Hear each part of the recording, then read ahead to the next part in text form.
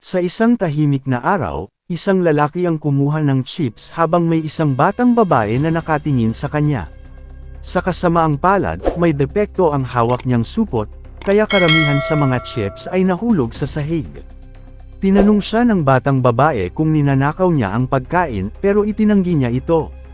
Biglang nagbukas ang TV screen sa tindahan, na kadalasan ay ginagamit lang sa balita, at hiniling ang atensyon ng lahat dahil may mahalagang anunsyo. May lindol na naganap sa lugar, pero maliit lang ang lakas nito kaya walang nasaktan. Gayunpaman, ayon sa mga eksperto, unti-unting lumalakas at lumalaki ang lindol, kaya kailangang maghanda bago pa lumala ang sitwasyon. May ilang estudyanteng tumingin sa labas at nagulat sa kanilang nakita. Isang napakataas na bagay ang biglang lumitaw mula sa lupa, dahilan para kumalat ang lupa sa paligid at mabasag ang salamin ng tindahan. Napuno ng alikabok ang paligid, pero nagawa ng lalaki na protektahan ang batang babae mula sa epekto ng pagsabog. Pero hindi ito ang ikinabahala ng bata, mas nag-aalala siya sa bagay na lumitaw mula sa ilalim ng lupa. Sa England at maging sa Japan, may isang napaka-misteryosong estrukturang lumitaw sa mga lungsod ng bawat bansa sa mundo. Tinawag itong Tower of Nightmares.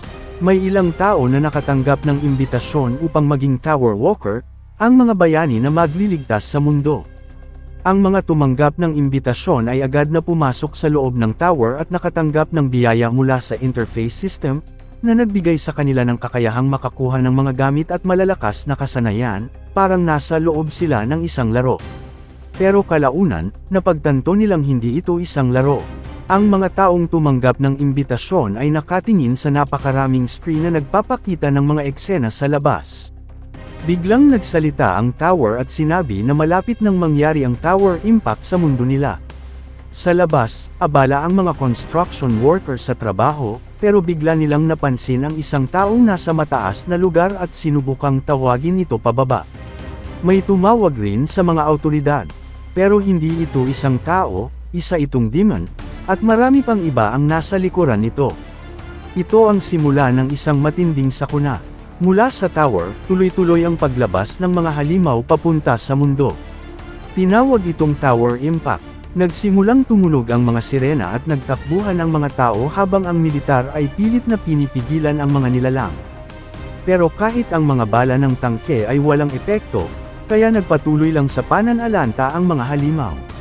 Sa pangyayaring ito, nabura ang 1/3 ng populasyon ng mundo.